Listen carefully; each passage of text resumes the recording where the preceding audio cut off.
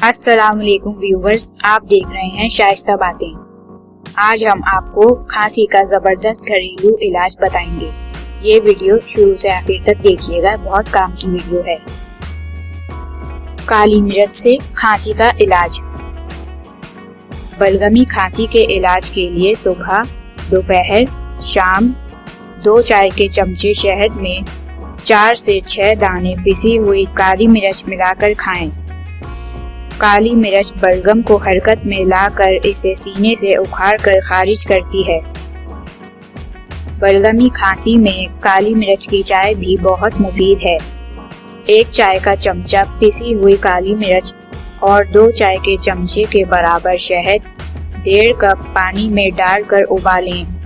जब अच्छी तरह उबल जाए तो इसे उतारकर 15 मिनट तक ढाँप कर रख दें। फिर इसे चाय की तरह पी लें।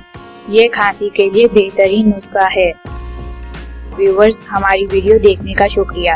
अगर आपने हमारा चैनल सब्सक्राइब किया हुआ है तो बहुत शुक्रिया, लेकिन अगर आपने सब्सक्राइब नहीं किया है तो अभी सब्सक्राइब करें और बेल आइकॉन पे क्लिक करें ताकि आपको हमारी हर वीडियो की नोटिफिकेशन सबसे पहले मिले। और हमारी वीडियो को लाइक करना ना भूलें और शेयर करना भी ना भूलें। शुक्रिया।